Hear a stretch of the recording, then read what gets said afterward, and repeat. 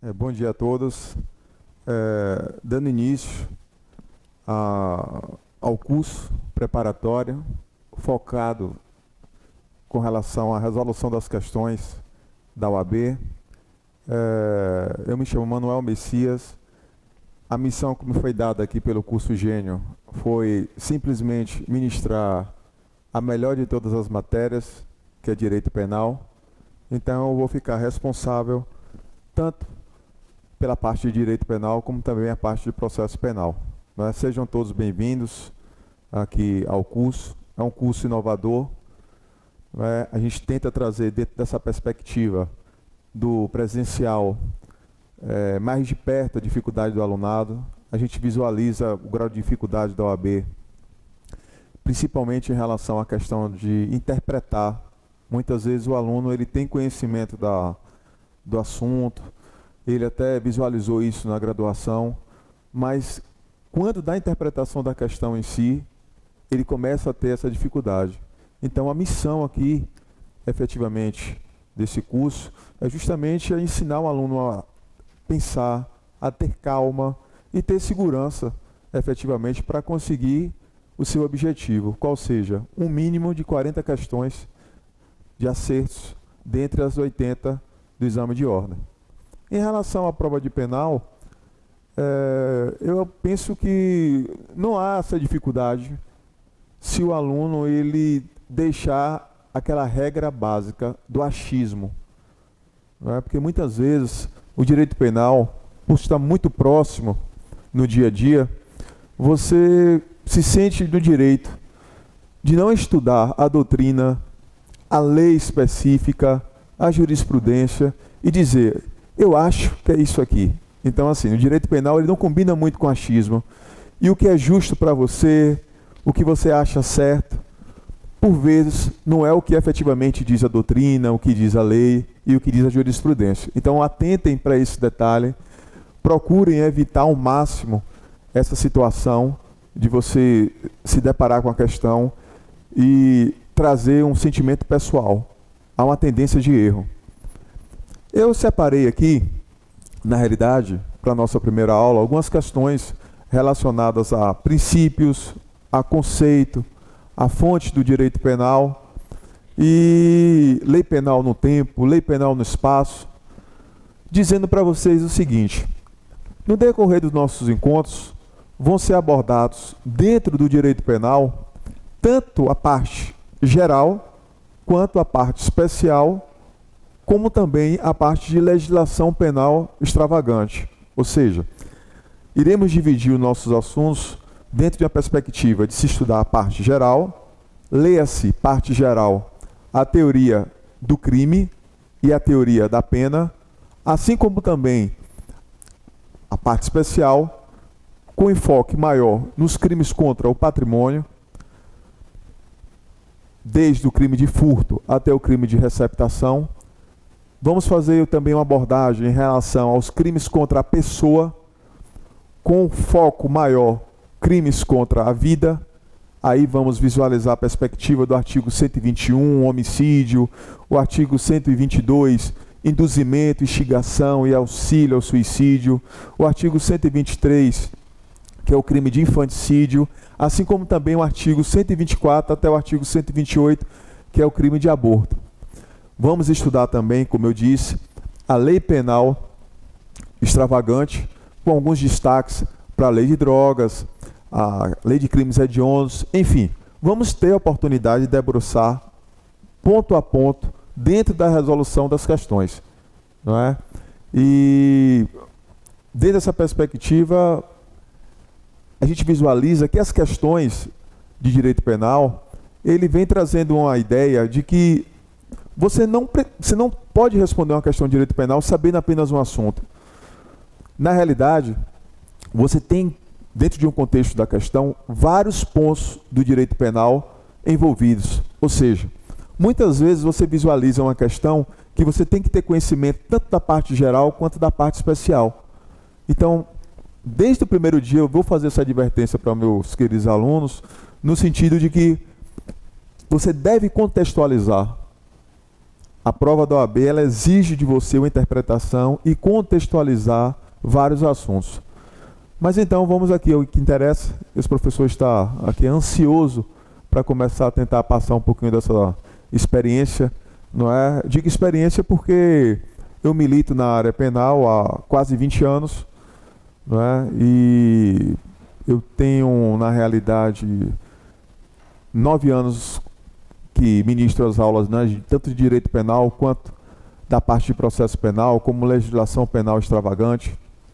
E não só para graduação, mas também para curso, não é, de pós-graduação. E nessa perspectiva, a linguagem para a OAB tem que ser clara, reta e, efetivamente, lhe dando caminhos mais curtos para você chegar ao resultado. Então, esse vai ser meu objetivo, talvez não aprofundando do que se deveria dentro de uma graduação, mas efetivamente dentro do que se deve esperar para um curso preparatório da OAB. Ok? Então, vamos lá. A primeira questão traz uma ideia que, na maioria das vezes, na primeira fase, sempre vem uma questão relacionada com o princípio da insignificância. Mas antes de falar propriamente da questão, a gente tem que abordar o seguinte. Alguns alunos me questionam e dizem assim: professor, onde está o princípio da insignificância no Código Penal? Eu procurei e não encontrei. Aí eu disse para eles, não é, o seguinte: não fiquem tristes, porque realmente você jamais iria encontrar. Sua procura, dentro do contexto, não iria encontrar uma resposta. Por quê? Nessa contextualização, o princípio da insignificância, ele não está normatizado. O princípio da insignificância é uma ideia de política criminal. Mas onde encontrar a título de fundamentá-lo em uma prova? Pessoal, vejam só. Ao estudar a teoria do crime, devemos ter a seguinte perspectiva. O crime, ele é formado por 3 substratos. Você não pode visualizar um crime sem a perspectiva de visualizar a sua contextualização de que, para que ocorra o crime, deve existir um fato típico.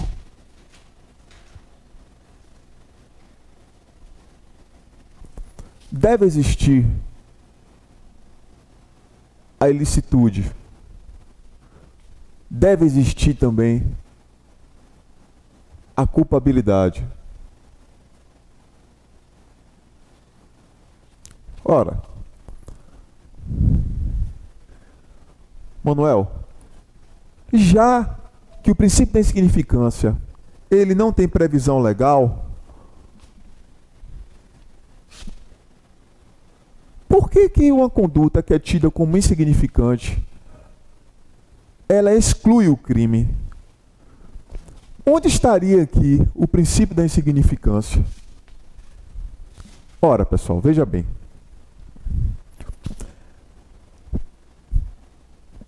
Dentro do fato típico, que é o primeiro substrato do crime, nós temos conduta, resultado,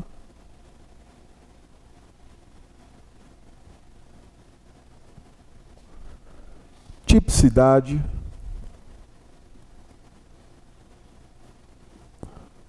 e nexo causal entre a conduta e o resultado.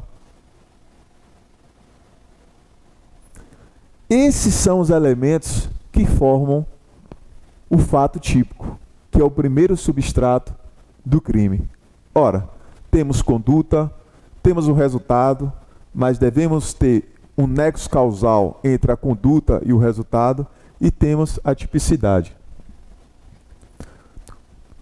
Venho destacar o último elemento, tipicidade, no sentido de que, para a escola clássica, essa tipicidade seria apenas de caráter formal.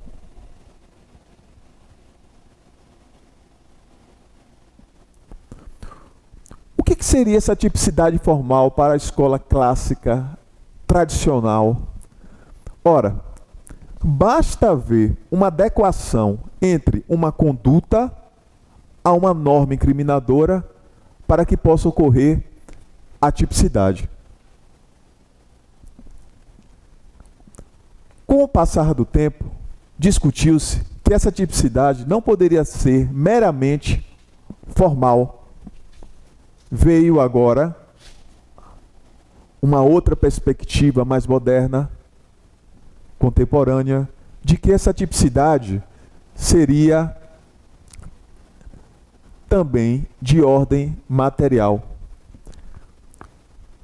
Ou seja, para a escola moderna, essa tipicidade teria, além do elemento formal, a questão da materialidade. Vamos exemplificar para ficar mais claro? Vamos lá. Se uma determinada mulher vem entrar em um supermercado e subtrair determinado pertence, ser presa em flagrante delito, você visualiza. Ora, a conduta dela foi subtrair coisa alheia móvel. Existe uma norma incriminadora do artigo 155 do Código Penal. Nessa perspectiva, eu visualizo conduta e norma incriminadora. Estaríamos aqui preenchidos a perspectiva da tipicidade formal. Mas perceba, esse direito penal é apaixonante, e eu costumo dizer para os meus alunos que é a melhor de todas as matérias, porque certos detalhes mudam todo o contexto. A tipicidade material, você começa a visualizar o aspecto necessidade.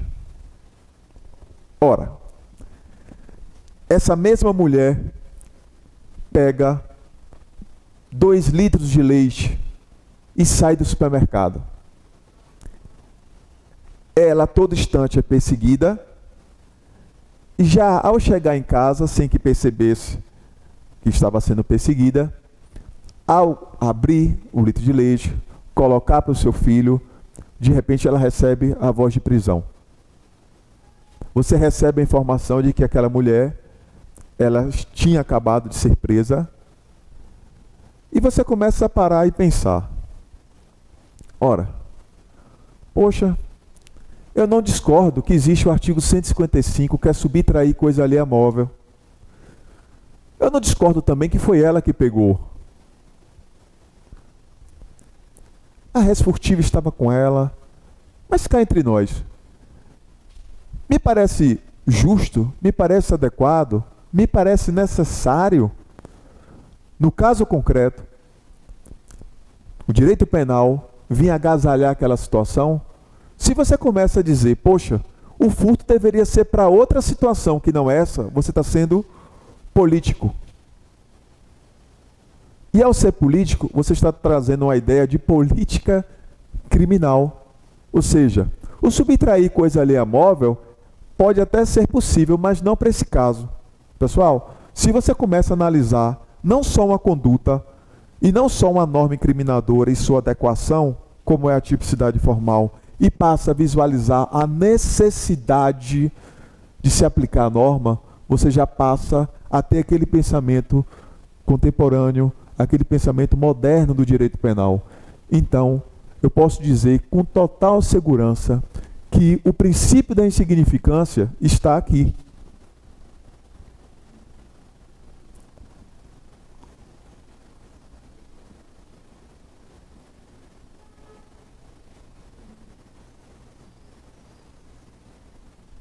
o princípio da insignificância não é causa excludente da ilicitude, porque estão ali elencadas no artigo 23 do Código Penal, muito menos causas excludentes da culpabilidade que veremos no futuro. Posso dizer com segurança que o princípio da insignificância, embora não tenha previsão legal, ela está dentre os elementos que formam o fato típico, dentro da perspectiva da tipicidade material, porque aqui se analisa a necessidade. Mas a OAB vai te perguntar da seguinte forma: a tipicidade material,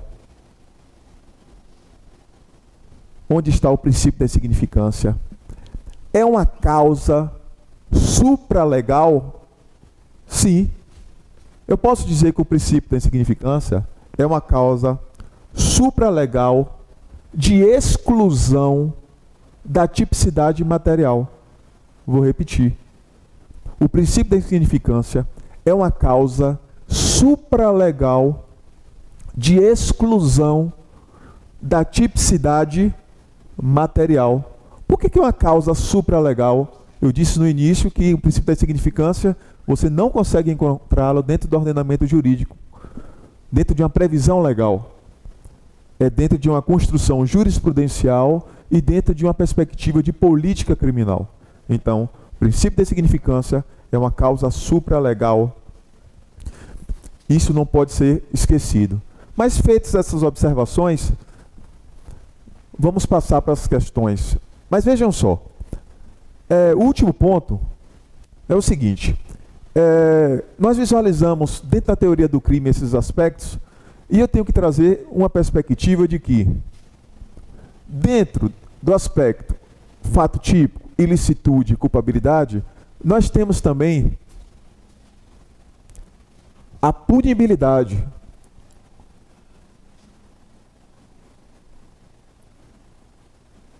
Para completar toda essa perspectiva. Manuel, você quer me dizer que dentro dos substratos do crime temos o fato típico, a ilicitude e a culpabilidade? Eu até entendi. Mas onde aparece essa punibilidade? A punibilidade é justamente a consequência. Leia-se punibilidade como a consequência do crime.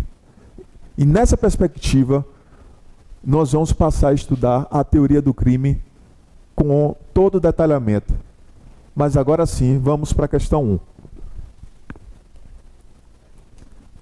Na questão 1,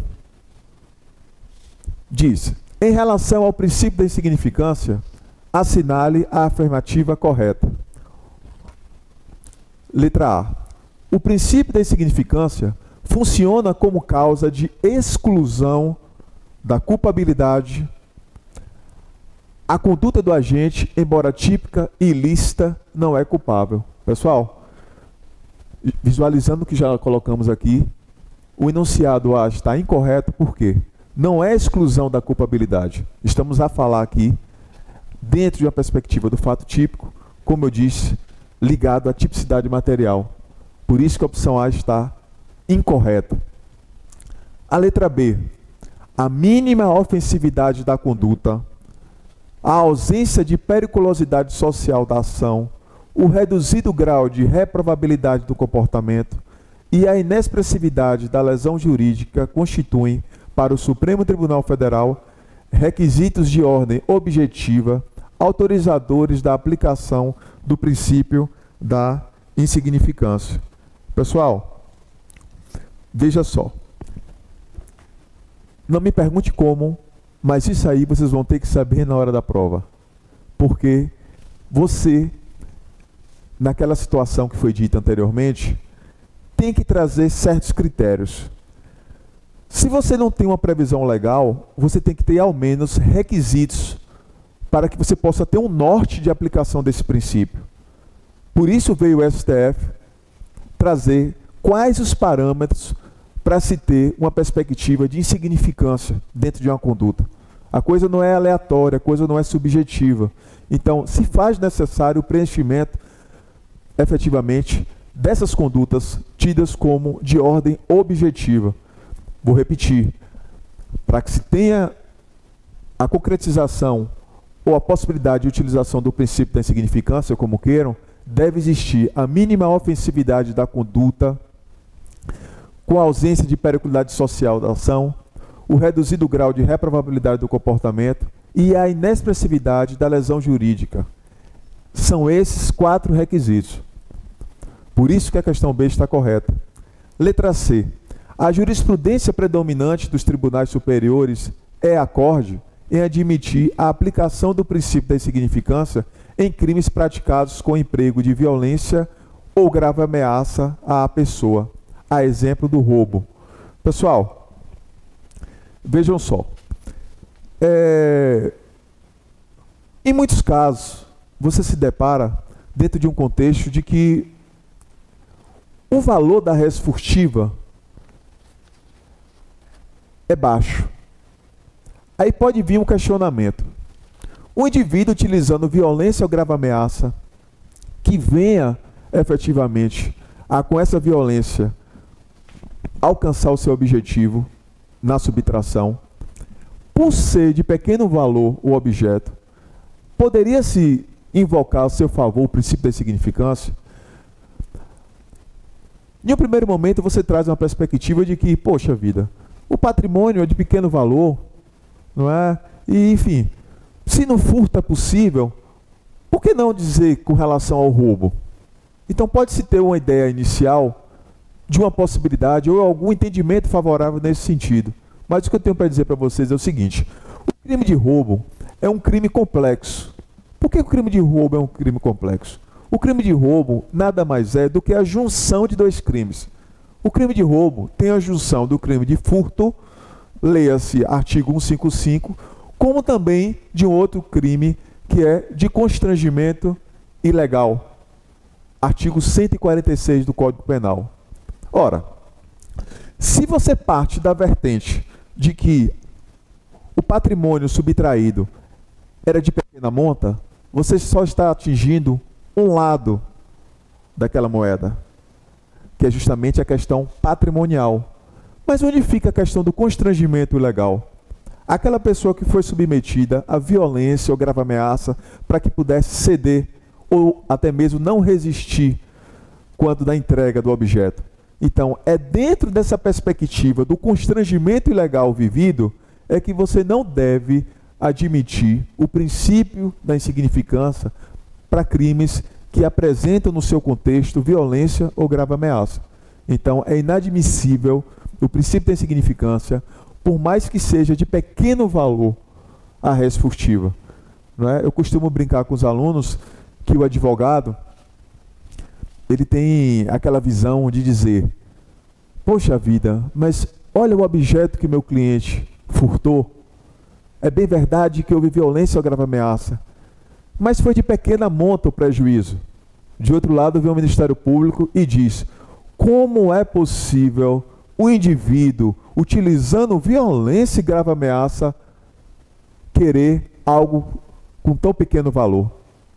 Então perceba o discurso diferente da defesa e o discurso diferente do Ministério Público, quando, para o mesmo ponto, você tem visões de uma perspectiva diferente. Eu brinco também com os alunos quando eu coloco esse contexto. Quem está aqui, talvez visualize o número 9. Mas quem está aqui desse outro lado vai visualizar o quê? Uma outra perspectiva. Então, a mesma figura com 2 interpretações diferentes. Você de um lado com seu 9, você de um lado com você 6, com seu 6, você vai justamente tentando trazer esse debate dentro do contexto do direito penal. Cada um com sua certeza. Mas vamos seguir. Só para finalizar, em relação ainda à questão número 6, o item 6, essa restrição do princípio da significância não se dá apenas de crimes contra a violência ou grave ameaça. Por exemplo, com relação a entorpecente, você diz: poxa, será que é possível se invocar o princípio da insignificância dentro da questão do entorpecente? O meu cliente foi preso dentro de uma perspectiva de traficância, mas com uma pequena quantidade de droga. Isso é insignificante? Não. há entendimentos também no sentido de que não se deve trazer a perspectiva do princípio da insignificância dentro da lei de droga. Assim como também para a moeda falsa, não é?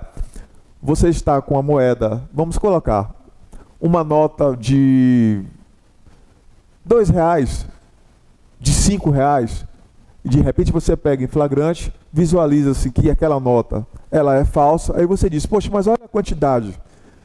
Ele não tinha nem R$50, nem R$100 de notas falsas. Por que não invocar o princípio da insignificância?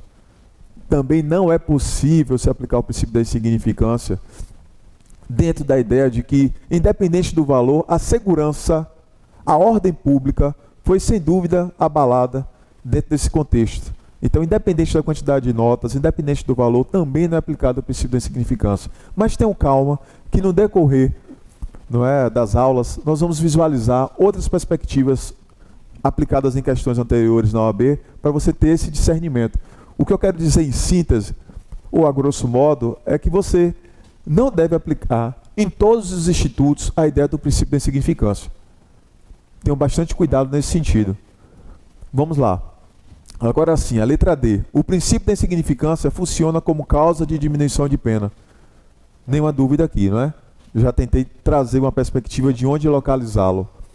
Mas vamos seguir então. O que diz aí a questão 2? Acerca dos princípios que limitam e informam o direito penal, assinale a afirmativa correta. Opção A. O princípio da insignificância diz respeito aos comportamentos aceitos no meio social. Pessoal, existe até um princípio que traz a ideia de que se deve respeitar os comportamentos aceitos no meio social. Mas esse princípio não é um princípio da insignificância. Eu estou falando aqui do princípio da adequação social. Então a letra A está errada porque traz como perspectiva o princípio da insignificância. Leia-se, para que a questão fique correta, o princípio da adequação social. Manuel, me dê um exemplo aí em relação a esse princípio da adequação social. Veja bem, não parece razoável quando você se diz vítima de um crime de lesão corporal quando você acaba de fazer uma tatuagem. Imagine uma situação. Você vai até a delegacia dizendo que você acabou de fazer uma tatuagem e que, sem dúvida, você foi lesionado. A primeira pergunta que vai surgir quando tu registra o boletim de ocorrência é o seguinte: mas você quis fazer essa tatuagem? Ele disse, sim, eu quis. O que eu quero trazer para vocês é uma perspectiva de que, embora realmente tenha ocorrido uma lesão corporal, porque quando da confecção de uma tatuagem existe essa lesão corporal, mas dentro da própria sociedade você não consegue visualizar uma aceitação de dizer, poxa, o indivíduo que quer ser submetido e ter uma tatuagem, de repente reclamar de uma lesão por ele sofrida, não parece razoável. Então veja, esse princípio da adequação social não quer dizer que a sociedade vai aceitar certos crimes ou a lei vai dizer que determinada conduta deve ser incriminada e a sociedade não aceita. Não é isso. É dentro daquela ideia de política que foi trazida inicialmente pelo princípio da insignificância, de que a sociedade, naquele caso concreto, não visualiza a potencialidade dentro da norma incriminadora no caso concreto. Essa é a ideia. Mas um outro exemplo está aqui na letra B, quando se diz: a conduta da mãe que autoriza determinada enfermeira da maternidade a furar a orelha de sua filha recém-nascida não configura crime de lesão corporal por conta do princípio da adequação social. Olha um outro exemplo aqui. Veja bem, imagine a situação de uma criança, não é? E aí eu fico triste aí com as mulheres, né? Já nascem já com essa ideia de que tem que furar a orelha logo no dia seguinte. E aí você traz a perspectiva de que houve uma lesão corporal. Houve uma lesão corporal. Mas por que você não vai reclamá-la? Porque a sociedade entre aspas, tolera esse tipo de comportamento. Então, a lesão corporal é para uma outra perspectiva, não para esse contexto. Letra C. O princípio da legalidade não se aplica às medidas de segurança que não possuem natureza de pena, tanto que somente quanto a elas se confere o artigo 1º do Código Penal. Pessoal, quando você traz uma perspectiva em relação à medida de segurança, pode parecer em um primeiro momento duvidoso quanto à aplicação do princípio da legalidade além da pena.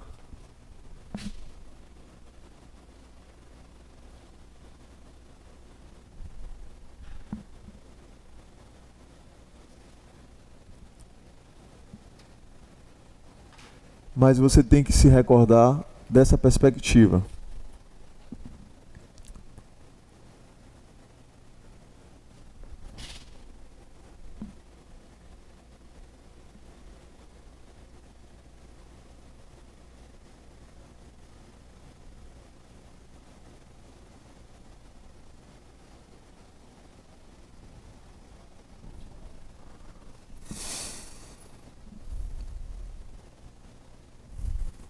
Vamos lá.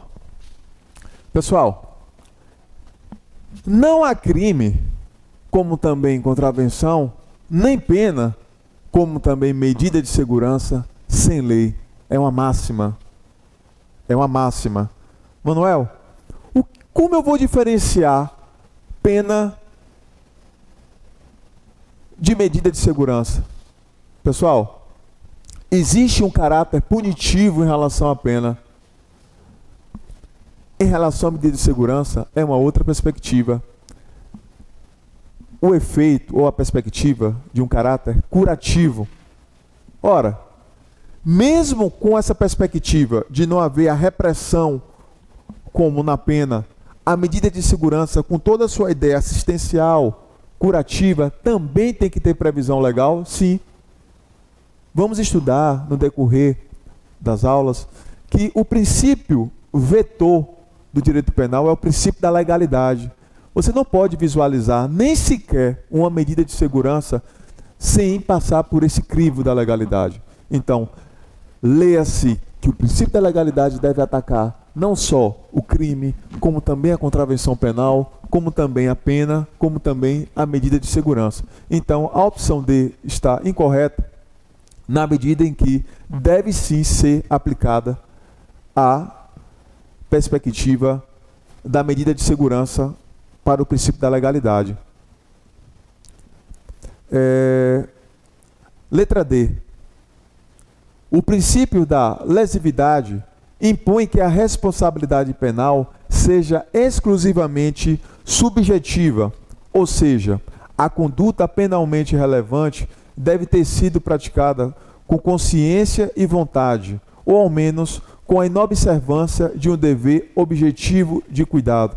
Pessoal, aqui, o que se está a analisar dentro do contexto não é o princípio da lesividade, como quer trazer o enunciado.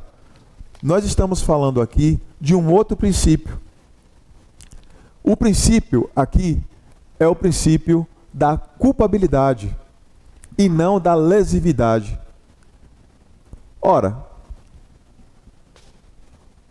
no direito penal, você não pode trazer uma perspectiva de responsabilidade objetiva.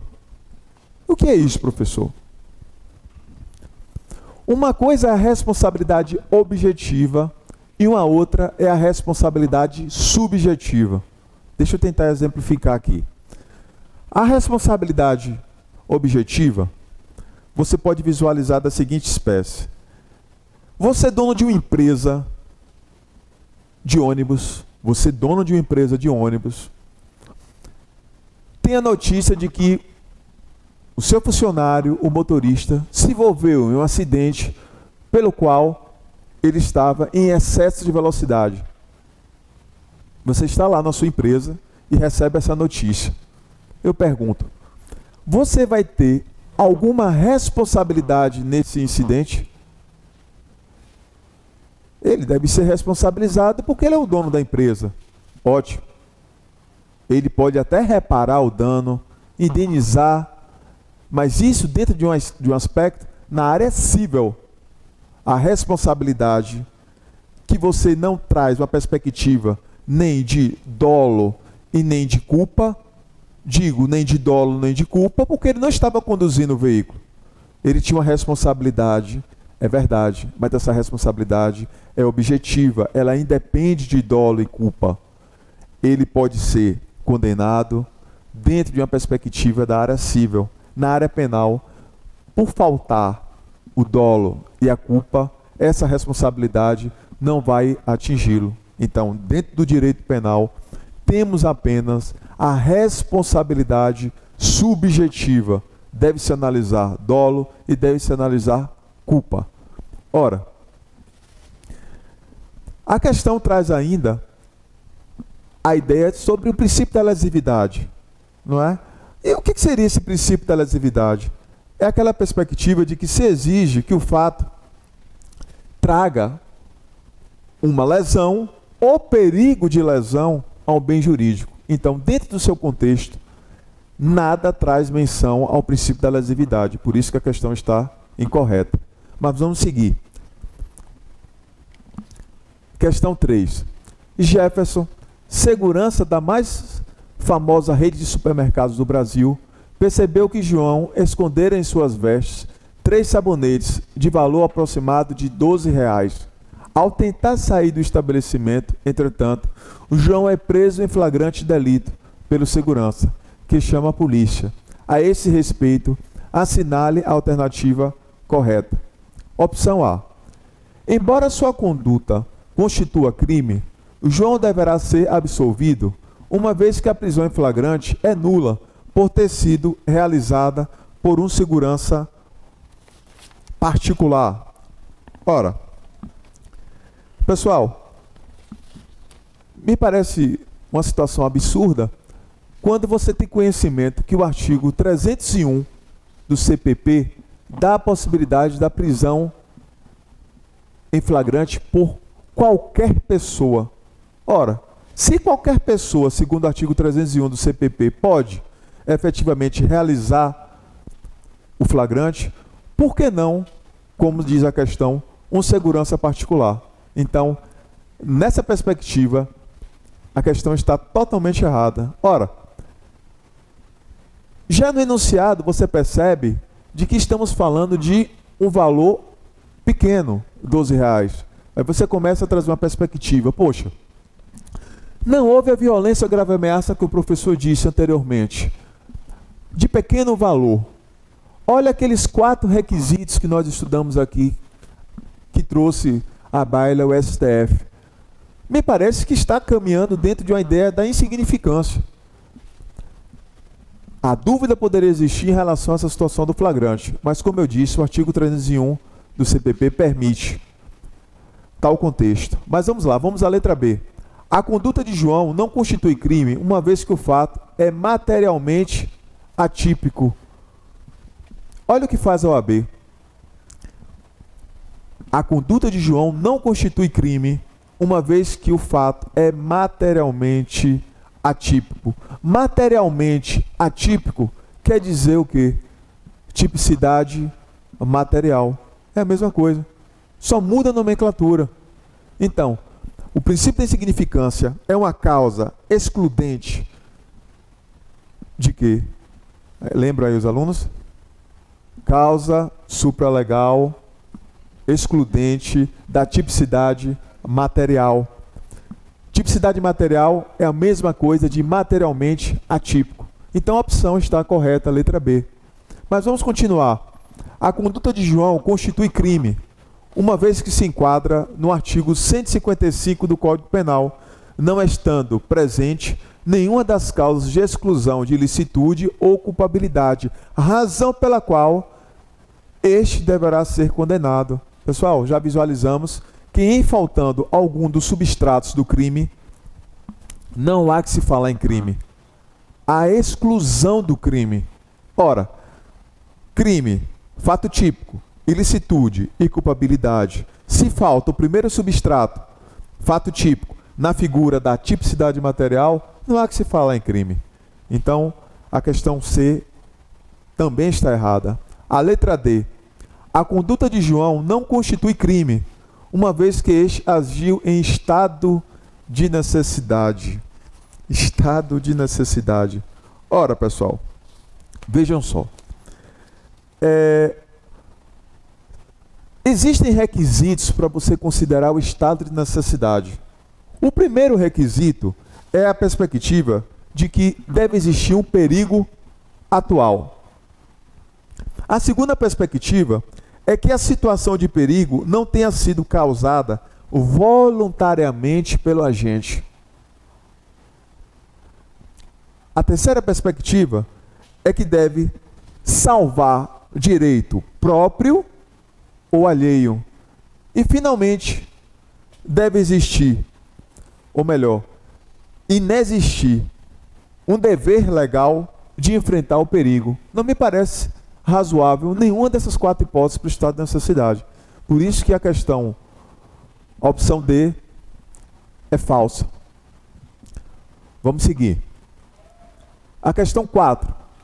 Assinale a opção correta com base nos princípios de direito penal na Constituição Federal. Opção A. O princípio básico que orienta a construção do direito penal é o da intranscendência da pena, resumido na fórmula nulo crime, nula pena, sine lege. Pessoal, olha a maldade. O princípio básico que orienta a construção do direito penal é o da, ao invés de intranscendência da pena, leia-se princípio da legalidade. Esse brocárdio, nulo crime, nula pena, sine lege, é justamente relacionado ao princípio da legalidade e não o princípio da intranscendência da pena. Manuel, me lembre aí de que se trata esse princípio da intranscendência da pena.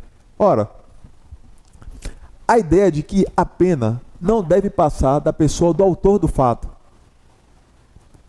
A pena não deve passar da pessoa do autor do fato. Não parece razoável você punir o indivíduo dentro de uma perspectiva de seus familiares, por exemplo, ou como acontecia, não é, na antiguidade. Na antiguidade a pena poderia ser, não é, contemplada não só para o autor do fato, mas para seus familiares, amigos. Nós estamos falando dentro dessa perspectiva hoje. A perspectiva hoje é de que não há que se falar em transcender a pena, não é?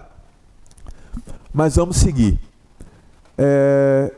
Segundo, qual é a questão? Isso. Vamos lá. Segundo a Constituição, letra B, segundo a Constituição Federal, é proibida a retroação de leis penais, ainda que estas sejam mais favoráveis ao acusado. Ora, é possível uma lei penal retroagir para beneficiar o réu? Esse pensamento traz uma perspectiva bem diferente.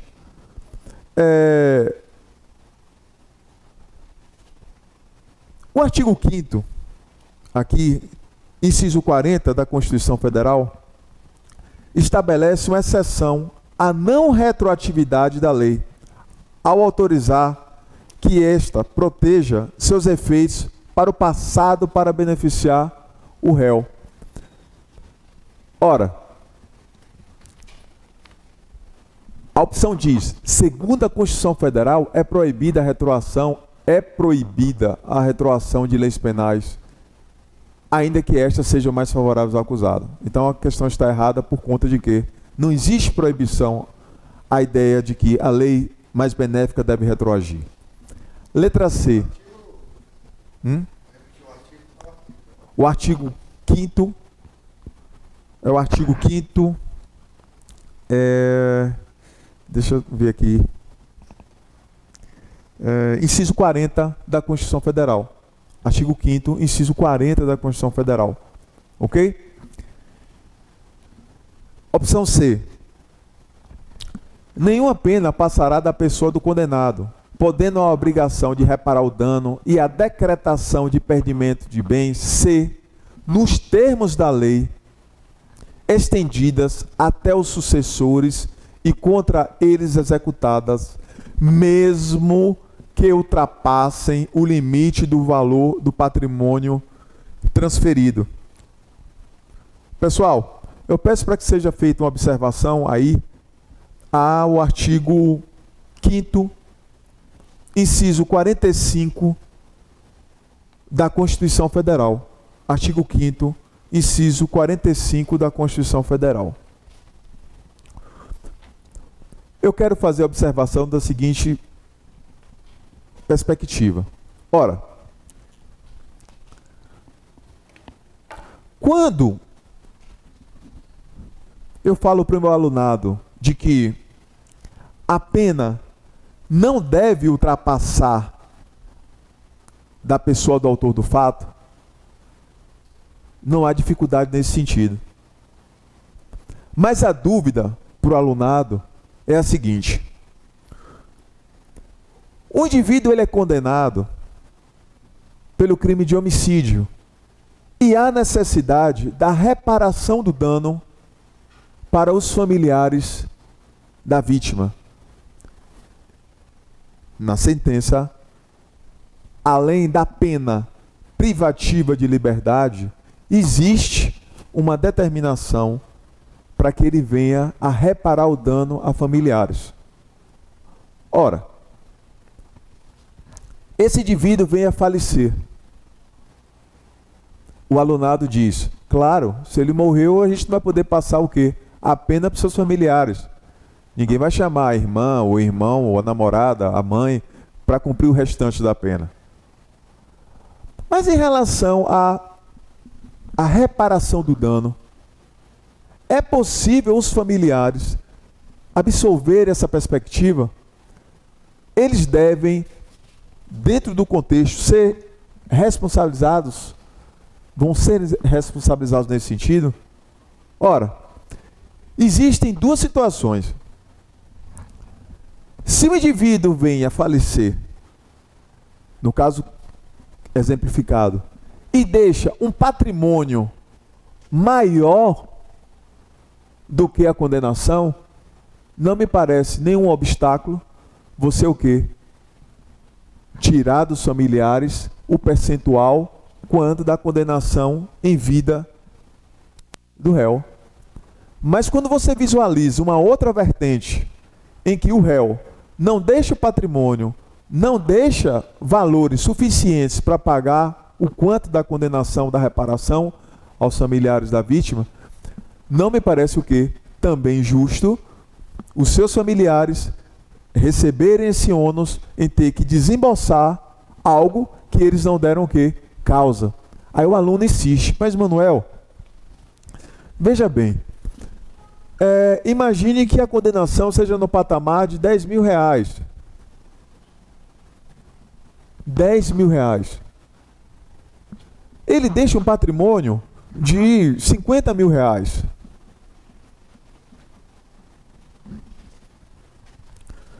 Não me parece justo, e eu acho que fere o princípio da intranscendência da pena, o fato de que os herdeiros não vão ter os 50 mil.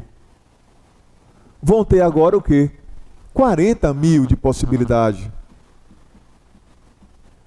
Eles não deveriam perder esses 10 mil.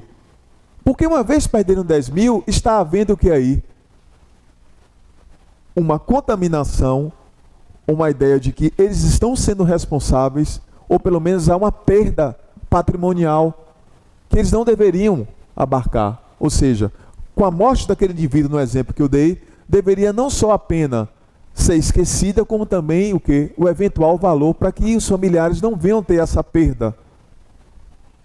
Pessoal, veja bem, imagine que os familiares da vítima são credores, assim como acontece no dia a dia, não é? Aquele indivíduo que vem a morrer, você tem que visualizar o quê? O ativo, o passivo, se tem crédito, se não tem crédito. Então, nessa perspectiva, vai existir um crédito dos familiares da vítima E você não é que está deixando de receber 50, é que você só tem direito a 40. Então não há que se falar em violação ao princípio da intranscendência da pena quando, dentro de um contexto lógico, razoável, habitual na área civil, você não iria receber jamais o valor completo, existindo credores a receber. Tá certo? Então, leia-se e visualize esse princípio da intranscendência dentro de uma ideia mais ampla. Uma ideia não só em relação à não transferência da pena para os familiares, mas, sobretudo, a não transferência para que os familiares venham a pagar em havendo necessidade, além da responsabilidade do autor do fato. E na questão C, diz que nenhuma pena passará da pessoa do condenado, podendo a obrigação de reparar o dano e a decretação de perdimento de bens ser, nos termos da lei, estendidas até os sucessores e contra eles executados. Perfeito. Mas, mesmo que ultrapasse o limite do valor do patrimônio transferido, não. Mesmo que ultrapasse o limite do valor transferido, não. Ora, só para finalizar, porque os alunos sempre erram isso em prova, é o seguinte: R$3.000 seria o patrimônio deixado pelo autor do fato para os seus familiares. A condenação foi no patamar de R$8.000 para que ele viesse a pagar a título de reparação do dano aos familiares da vítima. Pergunta: quem vai pagar os outros 5? Os familiares? Não. A questão diz, mesmo que ultrapasse o limite do valor do patrimônio transferido. Então, hoje, com a maior reflexão, interpretando calmamente que esse é o objetivo aqui do curso, você já começa a visualizar o que você poderia errar na prova. Digo poderia porque você não vai errar, ok? E a letra D. O princípio da humanidade veda as penas de morte, salvo em caso de guerra declarada, bem como as de caráter perpétuo, de trabalhos forçados, de banimento e cruéis. Ora, é justamente o que diz o artigo 5º, inciso 49 da Constituição Federal. Repetir, artigo 5º, inciso 49 da Constituição Federal. Vamos seguir. Questão 5.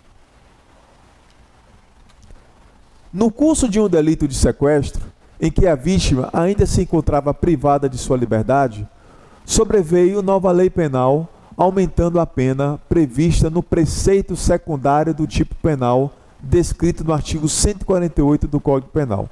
Nesse caso, atento ao atendimento dos tribunais superiores acerca do tema, assinale a afirmativa correta. Pessoal, sempre que a OAB trouxer certos crimes, ela quer trazer você por um caminho específico. Digo isso porque estamos falando aqui do crime de sequestro. Artigo 148.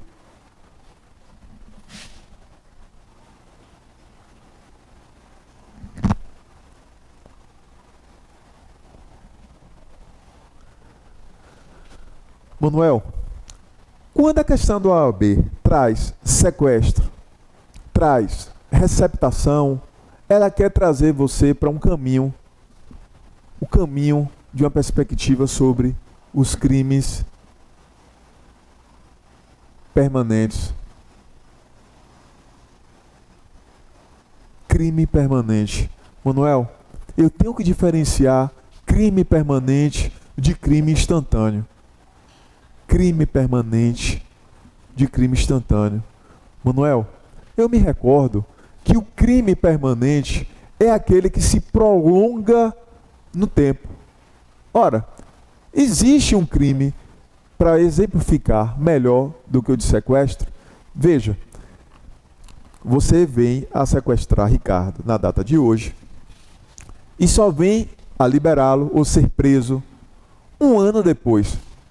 Ora, há de se perceber que há um prolongamento temporal em relação ao crime, ou seja, enquanto perdura a restrição de liberdade do indivíduo, eu posso dizer tranquilamente que o crime está ocorrendo.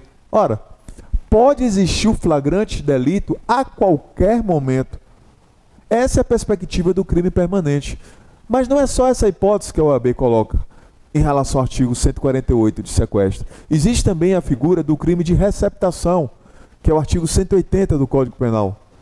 Então, por vezes, quando se trata do artigo relacionado a sequestro, 148, assim como também o 180, que é a receptação, a ideia inicial é trazer para você o campo de distinção entre crime permanente e crime instantâneo.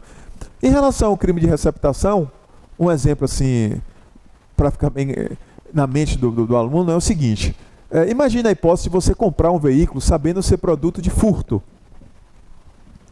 Você compra o veículo, você comprou há 6 meses atrás, e passado esse tempo, você é parado em uma blitz, percebe-se que há uma restrição naquele documento, você é conduzido até a delegacia, e lá chegando, você questiona para o delegado e diz: olha, doutor, o procedimento a ser adotado aqui, como bom estudante que sou da matéria de direito, é que o carro deve ser apreendido, porque realmente consta uma restrição, mas considerando que eu comprei esse veículo há 6 meses atrás, não há flagrante.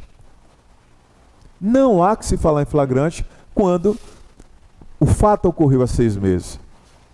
Aí o delegado vai rir e vai dizer: olha, você realmente está estudando, mas acho que estudando de forma errada. Por quê? Enquanto você esteve na posse de um veículo, sabendo ele ter ou ser produto de crime, você vem cometendo. Então, não venha me pedir para me fazer ou instaurar um procedimento mediante portaria, mas sim vai ser lavrado um auto de prisão em flagrante. Então, esse indivíduo ele vai ser flagranteado dentro dessa perspectiva de que o crime permanente se prolonga no tempo. Manuel, e o que é que eu tenho que saber também para que eu possa responder a questão que daqui a pouco a gente vai desmiuçar? É o seguinte: nesse crime que se prolonga, que é o crime permanente, pode existir alteração da lei. A lei ela pode ser alterada. Imagine que exista, quando do sequestro, a lei A, e no período em que aquele indivíduo estava em cárcere privado, surge a lei B. Essa lei B, ela é mais gravosa. Aí vem os conflitos na mente do aluno. Poxa vida, eu aprendi conceitos básicos de que só deve se retroagir se for para beneficiar o réu. Nesse caso, a lei mais gravosa não vai retroagir. Deve ser aplicada a lei A, que efetivamente estava quando do início do sequestro. Enfim, vários conflitos nessa perspectiva. O que você tem que saber? Você tem que saber o seguinte, que no caso do crime permanente, independentemente da lei ser mais gravosa ou menos gravosa, você deve aplicá-la. Ora, há 1 ano atrás, iniciou-se o sequestro. Há 6 meses subsequentes veio a lei B mais severa. Você vai ser julgado pela lei B, porque ela, durante o crime, ela veio a ser editada. Então não me venha com essa história de retroatividade, lei mais benéfica, em se tratando de crime permanente. É a lei atual, a lei do momento, ainda que seja uma lei mais gravosa. Então, posso dizer com segurança que o crime permanente é uma exceção à perspectiva da retroatividade da lei penal mais benéfica. Por quê? Aplica-se a lei do momento, ainda que seja a mais gravosa. Ok? Mas vamos tentar agora responder a questão. Na letra A, diz: aplica-se a lei penal mais grave, ou seja, aquela cuja entrada em vigor se deu no curso do delito. Vamos lá. Deixa eu só me sintonizar aqui. Pessoal, o que se está sendo colocado aqui é justamente uma súmula. Anotem a súmula. É a súmula 711 do STF. Súmula 711 do STF, que diz: a lei penal mais grave aplica-se ao crime continuado ou ao crime permanente, se a sua vigência é anterior à cessação da continuidade ou da permanência. Perceba, a pergunta que deve ser feita é o seguinte: foi cessado o crime? Aqui? Ainda não. Entrou em vigor uma outra lei, deve ser aplicada. Então a ideia é de que, antes de cessar o crime, a lei que entrar em vigor, ainda que seja mais grave, tem a sua aplicabilidade garantida. Então a letra A está correta com base na súmula 711 do STF. Letra B. Aplica-se a lei penal mais benéfica, pois a lei penal não retroage salvo em benefício do réu. Está errado, como eu disse, já que o crime permanente traz uma perspectiva de exceção a esse princípio da retroatividade da lei penal mais benéfica. Letra C. Aplica-se a lei penal mais benéfica com base na teoria da atividade, a qual impõe-se ser aplicável a lei penal vigente à época da ação, omissão, ainda que outro seja o momento do resultado. Errado. Aplica-se eventualmente as duas leis combinadas, caso tal conduta importe em benefício para o agente. Pessoal, fique claro, falou em artigo 148, falou em artigo 180, se tem a ideia do crime permanente. E se tem a ideia do crime permanente, é aquela ideia de que se prolonga no tempo o crime. Ao se prolongar no tempo, ainda que não cessados os efeitos, ainda que não cessado o crime, existindo a edição de uma lei, ainda que mais gravosa, deve ser aplicada nesse contexto. Tranquilo? Então vamos seguir. Questão 6. Determinado Estado, membro da Federação, editou lei excepcional em 1º de março de 2011, criminalizando a conduta de utilizar telefone celular no interior de agências bancárias. Com base no fato relatado, assinale a afirmativa correta. Ora,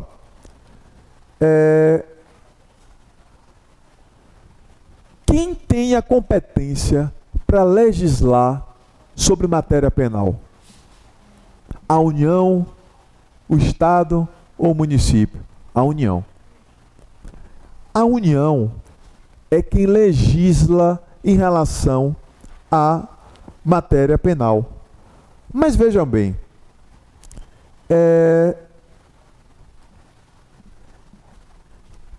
existe possibilidade da União autorizar ou o Estado ou o município a legislar em matéria penal? É a dúvida. A competência originária é da União, legislar sobre matéria penal, mas a União poderia outorgar ou ao Estado ou ao município essa perspectiva? Uma dúvida inicial. Pessoal, a questão diz: determinado Estado, membro da Federação. Ora, o que você tem que saber é o seguinte: a competência é da União, mas a União ela pode delegar mediante lei complementar. Estou falando lei complementar. Eu não estou falando lei ordinária. Mediante lei complementar, certas situações para que o Estado possa legislar em matéria penal. Ou seja, a competência, não nego, é da União, mas a União pode delegar aos estados certas matérias para que possa legislar em matéria penal. Manuel, me dá exemplo aí. O exemplo clássico é o direito ambiental. O direito ambiental, a União muitas vezes cede ao Estado, pela particularidade regional, legislar sobre matéria ambiental, assim como também o Código de Trânsito.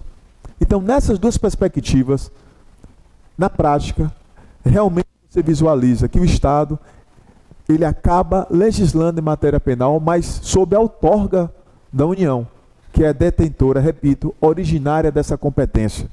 Não é? Mas onde eu encontro isso,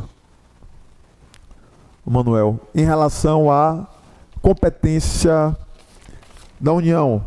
Deixa eu trazer aqui para vocês. Vocês podem dar uma olhada aí, pessoal, relacionado ao artigo 22. O artigo 22 da Constituição Federal traz a perspectiva de que a competência é da União. E essa possibilidade da União ceder ao Estado, mediante lei complementar, também no artigo 22, só que agora no parágrafo único. Ok? Então, artigo 22, a competência da União, e artigo 22, parágrafo único, a possibilidade, mediante lei complementar, do Estado, efetivamente, ter a possibilidade de legislar em matéria penal. Mas vamos então à questão. Opção A. Não será aplicada ao fato praticado durante sua vigência, cessadas as circunstâncias que a determinaram. Pessoal, eu peço para que vocês anotem o artigo 3º do Código Penal, para que você possa ter um entendimento desse texto que está sendo trazido na letra A. Por quê? O artigo 3º do Código Penal reza: a lei excepcional ou temporária, embora decorrido o período de sua duração ou cessadas as circunstâncias que a determinaram, aplica-se ao fato praticado durante a sua vigência. Aí que diz, não será aplicada. Então a questão está incorreta por conta dessa negativa logo no início. Ok? Com base no artigo, repito, artigo 3º do Código Penal. Manuel, mas me fala um pouquinho sobre essa lei temporária e lei excepcional que traz o artigo 3º do Código Penal. Qual a diferenciação? Não é? Quando é que eu posso trazer uma perspectiva de lei temporária? Eu sempre confundo. Pessoal, não tem como confundir. Não tem como confundir. Primeiro, a lei temporal é aquela perspectiva, lei temporária, é aquela que tem aquela perspectiva de você já sabe o início, meio e fim. Como assim eu já sei o início, meio e fim? Imagine que uma lei tenha sido editada no período da Copa do Mundo. Você sabe, de antemão, quando irá ocorrer o quê? O término da Copa do Mundo que ocorreu aqui no Brasil, por exemplo. Então, é uma lei que ela é editada já sabendo o quê? O início, o meio e o fim. A lei excepcional é totalmente diferente. Na lei excepcional, você traz uma perspectiva de que, por exemplo, por calamidade pública, essa lei vai entrar em vigor para regular determinada situação. Ora, quanto tempo vai durar essa calamidade pública? Você não tem essa certeza, esse determinismo que a lei temporal tem. Então, nessa ideia, a lei excepcional, ela fica à mercê de uma insegurança com relação à data. Manuel, o que é que eu tenho que saber também em relação, além da distinção, em relação à lei temporária e lei excepcional? É a seguinte, pessoal, isso é importante. A lei A é uma lei temporária.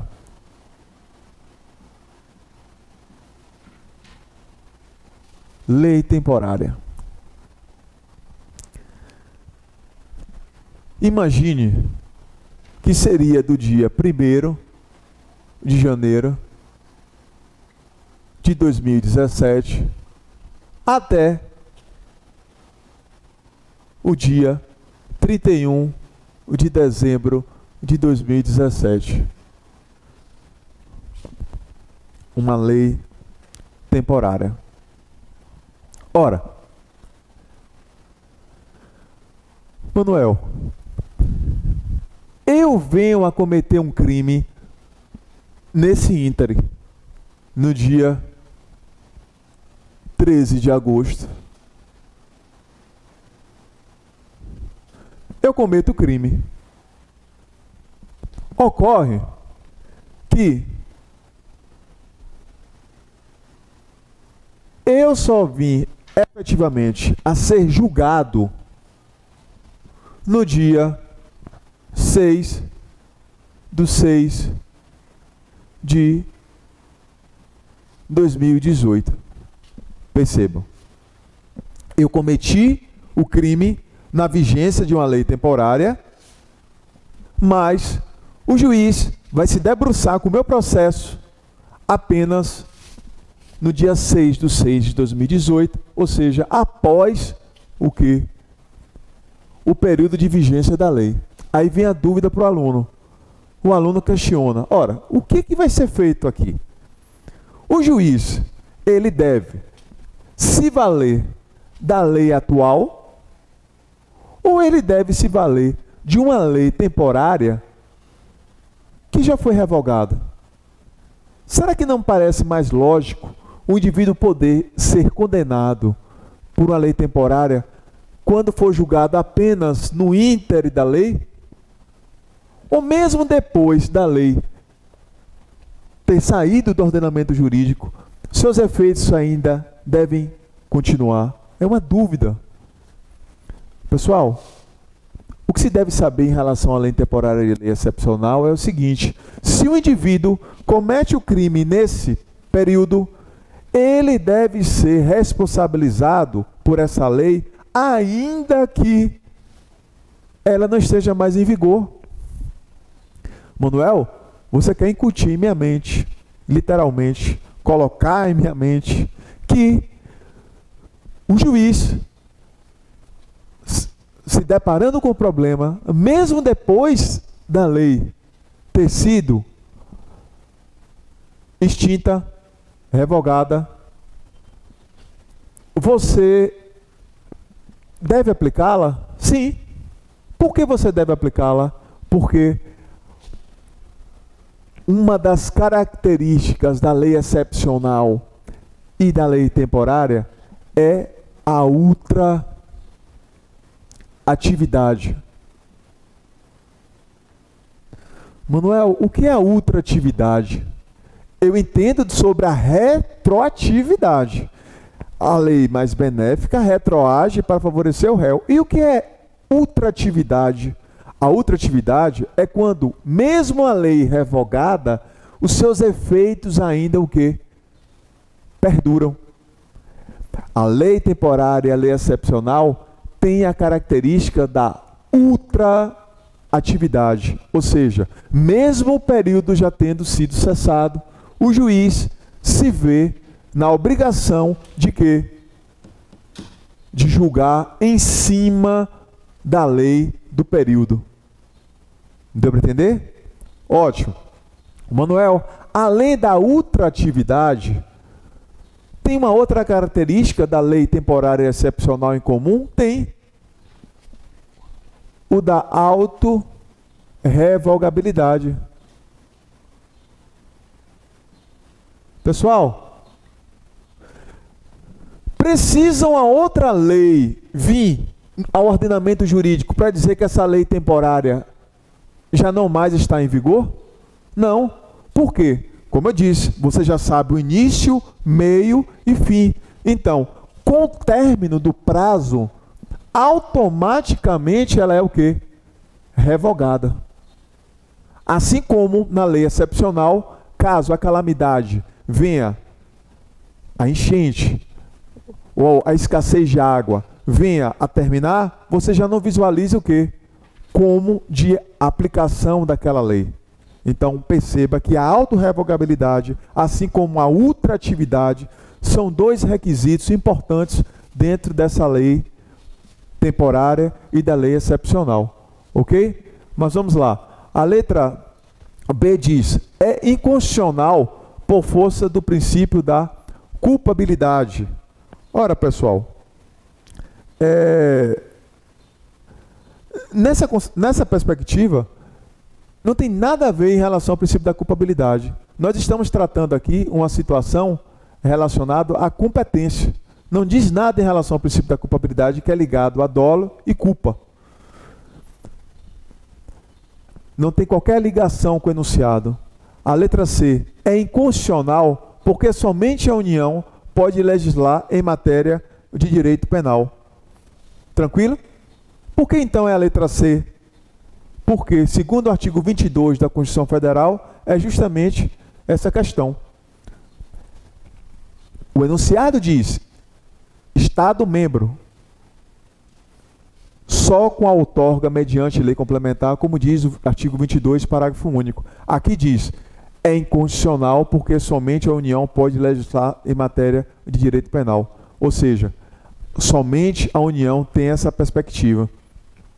Opção D. Poderá retroagir para alcançar fatos anteriores à sua vigência por força do brocárdio indúbrio pro societate. Então, me parece esdrúxula essa questão, nesse sentido. Vamos lá. Questão 7. Sobre a aplicação da lei penal e da lei processual penal, assinale a opção incorreta. Pessoal, vejam só.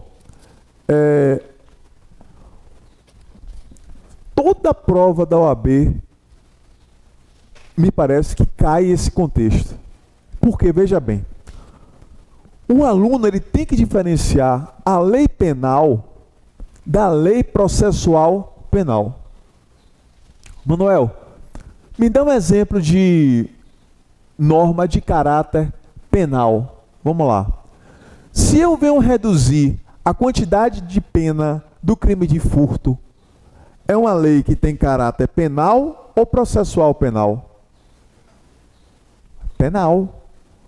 Se você modifica a pena de um determinado crime, é de caráter penal. Perceba a diferença. Se eu, por exemplo, venho a verificar que o prazo para a conclusão do inquérito policial para réu preso não é mais de 10 dias, e sim de 30 dias, essa modificação se dá dentro de um contexto de quê? De lei o quê? Processual.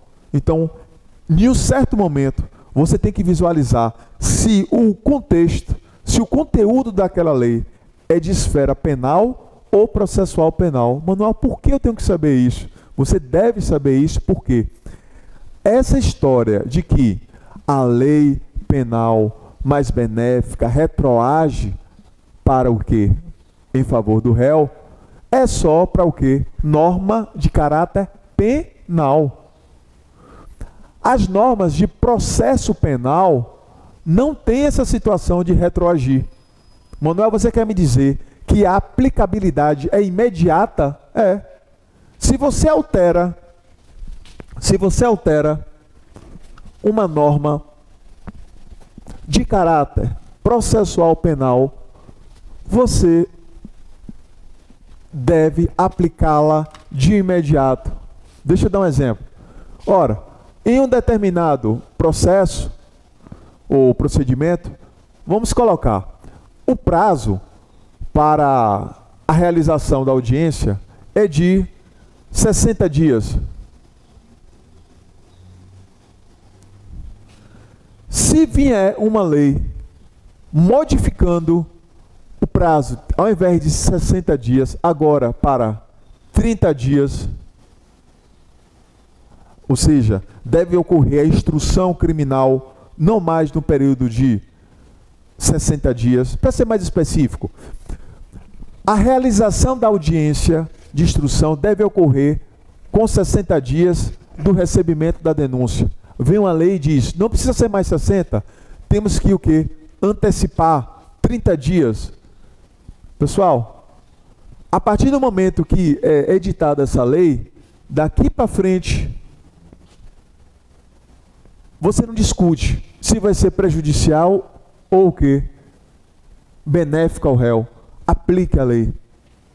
Então, o que eu quero dizer é que norma processual penal, a aplicação é imediata. A lei entrou em vigor, acabou. Ah, está sendo prejudicial. Esquece. Isso é apenas em relação à norma penal. Então, procure sempre diferenciar uma norma de conteúdo penal de uma norma de conteúdo processual penal. Mas agora sim, a questão 7, você deve saber o artigo 2º do CPP. Artigo 2º do CPP.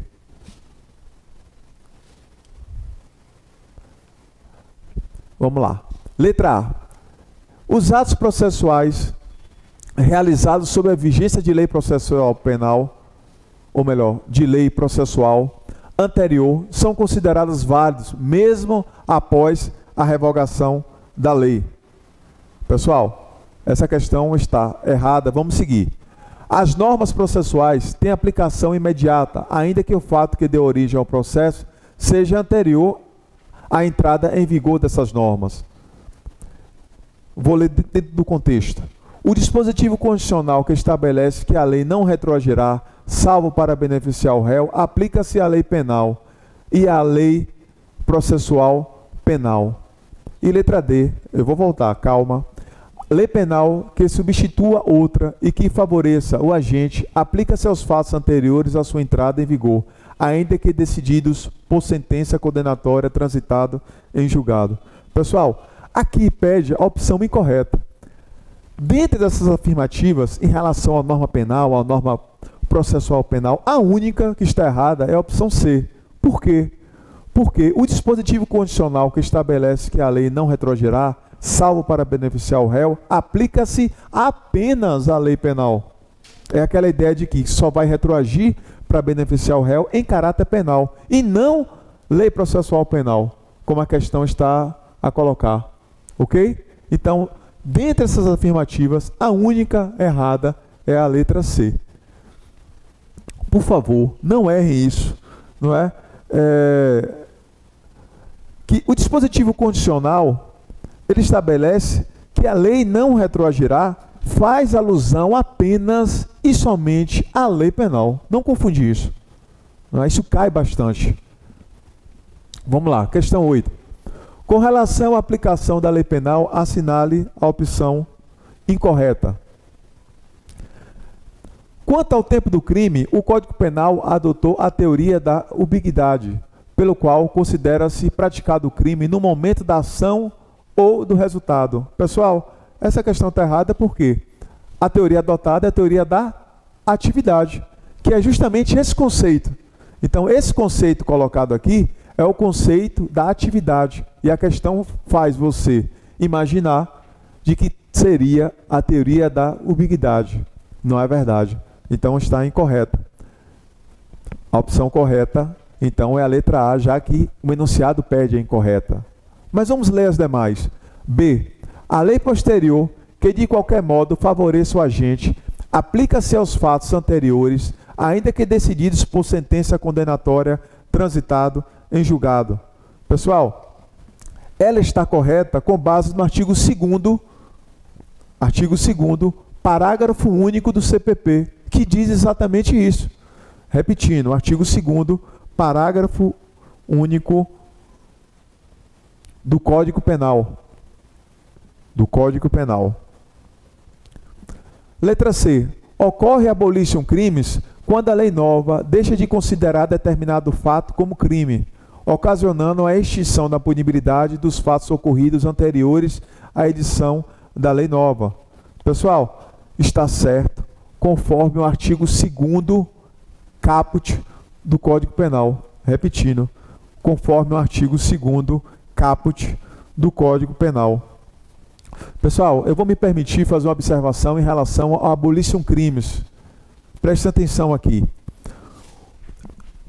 O abolition crimes, você deve ter muito cuidado no sentido de colocá-lo na prática. Perceba,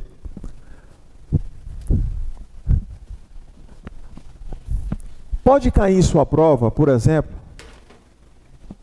a ideia de que a Lei 12.015 de 2009 modificou o título 6 do Código Penal, que diz menção a dos crimes contra a dignidade sexual. Antes era dos crimes contra os costumes, e de forma correta passa agora a redação do título 6 do Código Penal ser dos crimes contra a dignidade sexual. Várias mudanças foram feitas. Uma delas é de que a figura do artigo 213 do Código Penal, que trazia a perspectiva do estupro, ela tem uma outra dimensão. Ou seja, com o advento da Lei 12.015 de 2009, o artigo 214, leia-se, atentado violento ao pudor, foi revogado.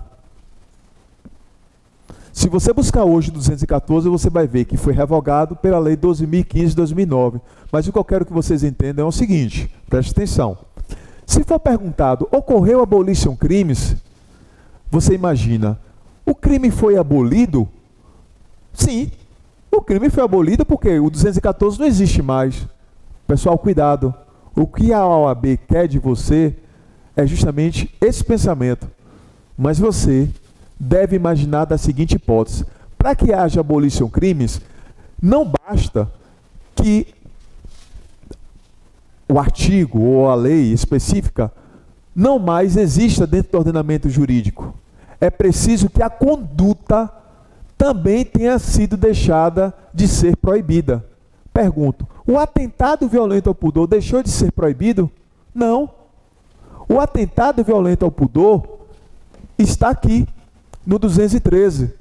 O Brasil adota, como por exemplo, na Argentina, como em Portugal, a ideia de que o estupro tem uma ideia genérica, onde outros atos obscenos estão o quê? Dentro da figura de estupro.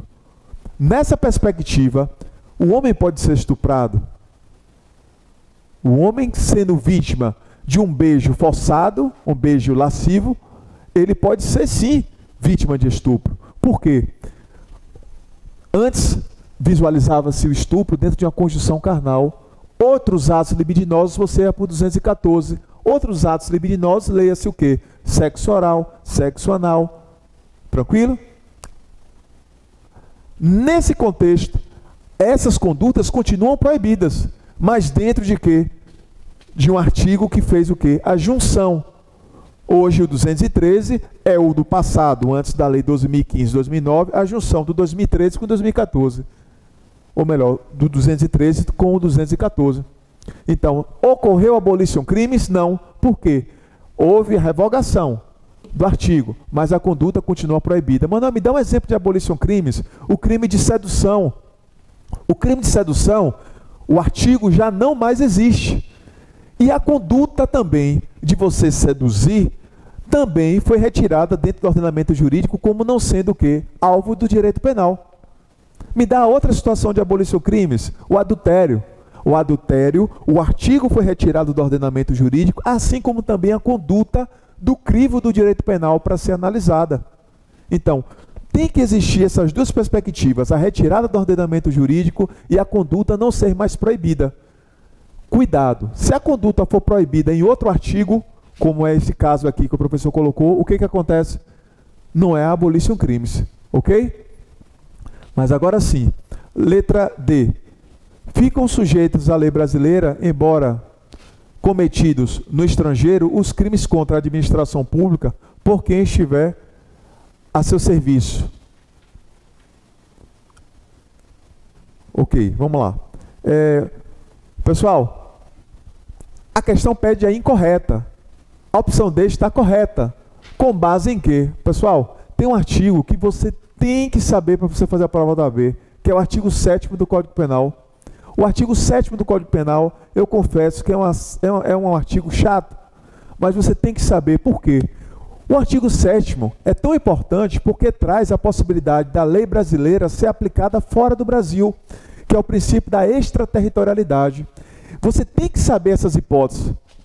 Se você sabe as hipóteses que a lei brasileira é aplicada em outro país, você tem uma perspectiva ampla do contexto que quer a OAB. Nessa hipótese, está correta a letra D, com base no artigo 7º, que já foi mencionado, no inciso 1, quem quiser anotar, artigo 7º, inciso 1, a linha C,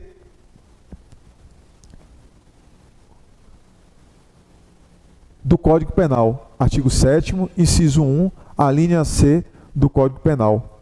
Ok? Vamos seguir. A questão 9.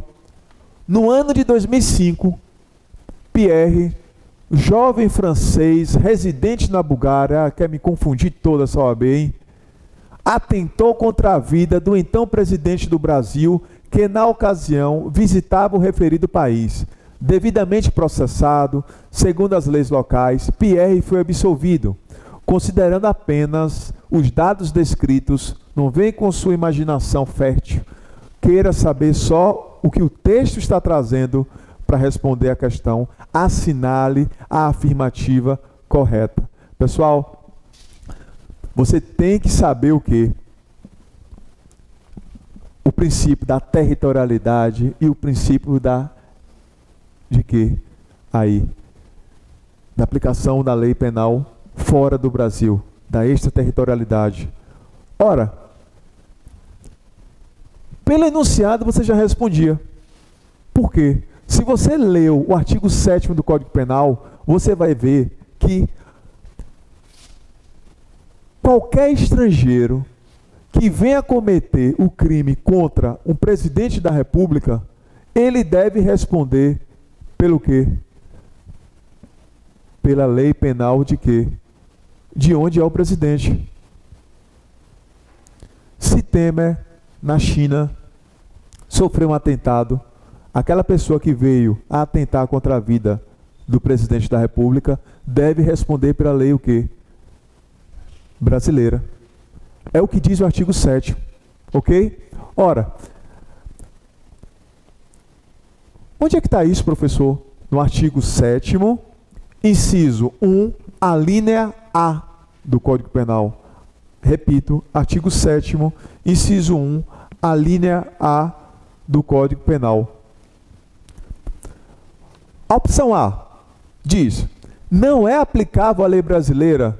Poxa vida, aí já não dá nem vontade de ler o restante, não é? Você que realmente sabe a questão, mas vamos até o fim. Não é aplicável à lei penal brasileira, pois Pierre foi absolvido no estrangeiro.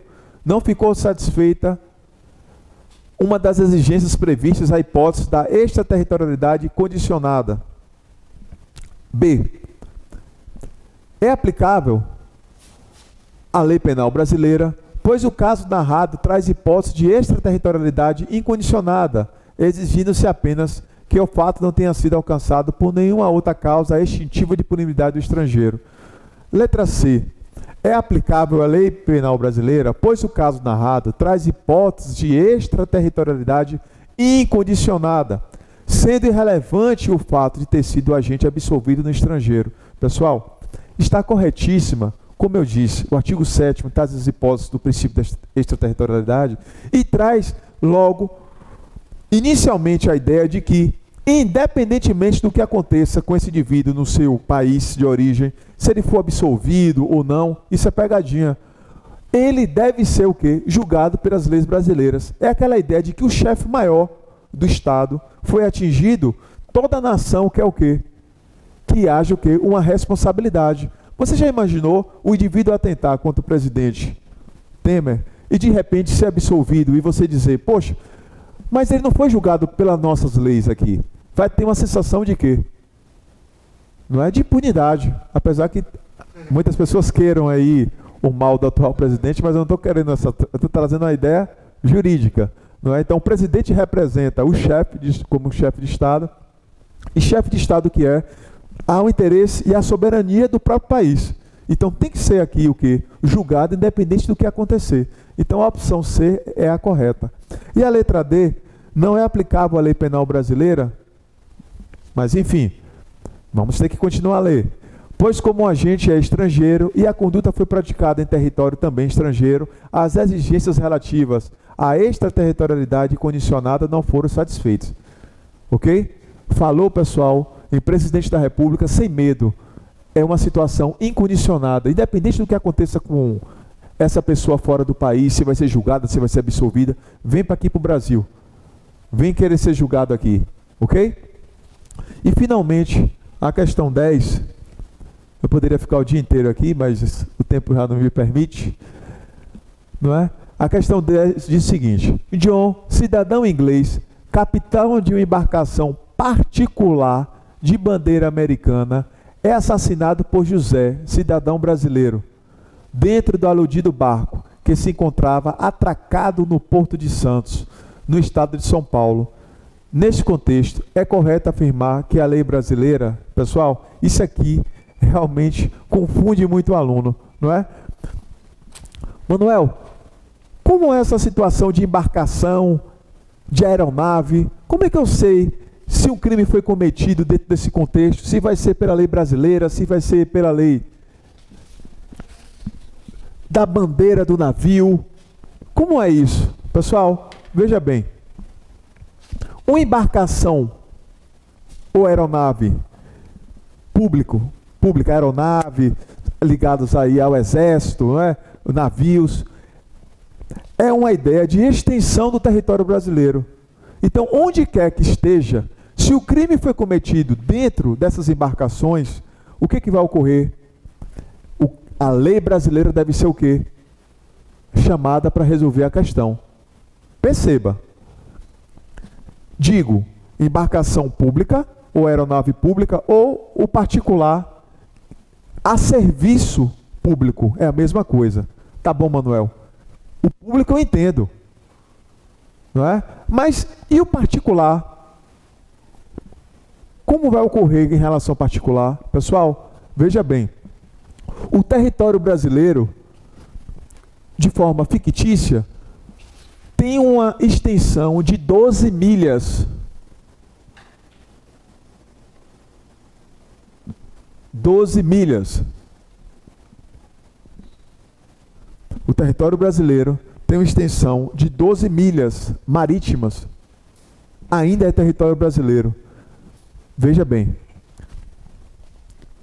O que eu tenho que dizer é o seguinte: passou das 12 milhas, ou do espaço aéreo correspondente às 12 milhas, espaço aéreo correspondente às 12 milhas, terrestre 12 milhas, ok?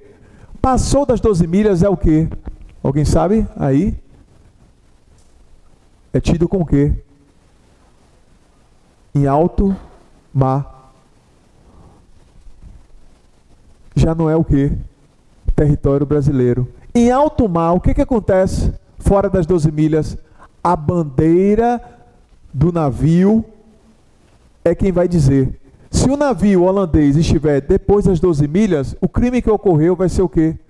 A lei, o quê? Holandesa. Mesmo tendo sido um francês mantendo um brasileiro. O que a OAB faz? Confundir. Passou das 12 milhas, já não é mais a lei brasileira. Alto mar, qual é a bandeira do navio particular? Essa é a ideia. Tranquilo? Mas vamos lá, com calma. Manuel, e se uma embarcação estrangeira, que não representa a nação estrangeira, porque não é pública, é particular, é um navio particular holandês, que está atracado no território brasileiro, qual é a lei? Brasil. A questão deixa clara que está atracada no Porto de Santos. Essa discussão toda aqui foi só para confundir sua cabeça, e cá entre nós são 80 questões. Você está com a cabeça a mil, várias questões, não é só uma prova de penal, nem de processo penal, não é? Você não tem essa tranquilidade. Então, quando se tem muita informação, você não sabe o que é para ser aproveitada ou não aproveitada. Essa é a dificuldade da OAB, não é? Mas saber encurtar o caminho, esse é o segredo do seu sucesso. Aqui, por exemplo, o John, cidadão inglês, capitão de embarcação particular de bandeira americana, é assassinado por José, cidadão brasileiro. Meu Deus, que loucura! Que misto, que salada mista isso aqui. Aí vem, dentro de um aludido barco que se encontrava, aí é o segredo, atracado no Porto de Santos. Se você tem o conhecimento objetivo de que uma embarcação particular, porque aqui não diz que estava a serviço público e nem era uma embarcação pública de determinado país, diz que é particular. Então, se é uma embarcação particular atracada no Brasil, tranquilamente, vá sem medo, é a lei brasileira. Coloque esse conceito em sua mente. Mas vamos lá. Não é aplicável. É correto afirmar que a lei brasileira, vem a opção A, não é aplicável, uma vez que a embarcação é americana, devendo José ser processado de acordo com a lei estadunidense. Não, pessoal, veja só.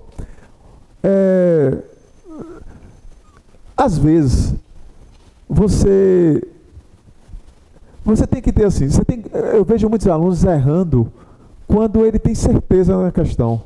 Ele diz, não, isso aqui é muito fácil. Isso deve ter alguma coisa errada.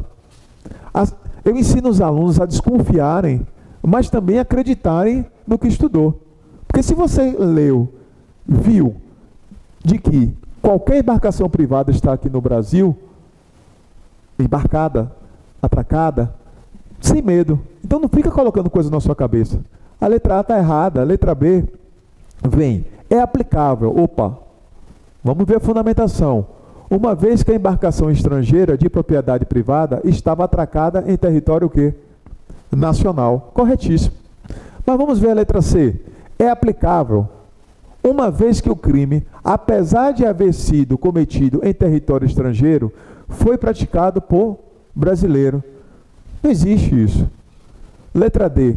Não é aplicável, uma vez que, de acordo com a Convenção de Viena, é competência do Tribunal Penal Internacional processar e julgar os crimes praticados em embarcação estrangeira, atacada em território, ou melhor, em território de país diverso. Errado. Pessoal, só para mim ficar tranquilo, já que a gente encerra aqui as questões, eu só queria comentar com vocês o seguinte. Imagine a situação de um navio holandês particular, em que na sua população tinha médicos. E se fazia propaganda aqui no Brasil de que as mulheres interessadas em praticar um aborto tinham a possibilidade de ir naquele navio para que fosse realizado o procedimento de forma segura, com médicos ali qualificados, com a higienização necessária no ambiente. O que ocorria? Imagine, se cair em uma questão da prova, por exemplo, de que uma mulher brasileira vem a ficar nesse navio, esse navio em alto mar, leia-se depois das 12 milhas do território brasileiro, ela pratica o quê? Realiza o aborto. Pergunto, vai se punir de que forma? Pela lei holandesa, pela lei brasileira ou pela lei argentina, já que o médico era um argentino? Todo mundo aqui tranquilo em relação à holandesa? Por quê? Porque é o quê? Embarcação o quê? Particular, em alto mar, é a bandeira do navio, ok? Pessoal, mas não é. Não é. É até a lei holandesa, só que o aborto não é proibido na Holanda. O aborto não é proibido na Holanda. Então, vai ser aplicada a lei holandesa? Até vai, mas não vai ser crime, porque o aborto lá não é crime. Deu para entender? Então, o que o OAB faz é justamente trazer uma perspectiva de interpretação. Mas fiquem calmos, tranquilos, foi nosso primeiro encontro aqui. A gente vai ter toda uma oportunidade de debater esses assuntos e, enfim, elucidar para que você tenha um nível de acerto alto em relação a penal, assim como também processo penal, que será alvo no futuro de observação. Ok? Eu agradeço aí a paciência de vocês e firmes e fortes aí nesse objetivo da OAB. Ok?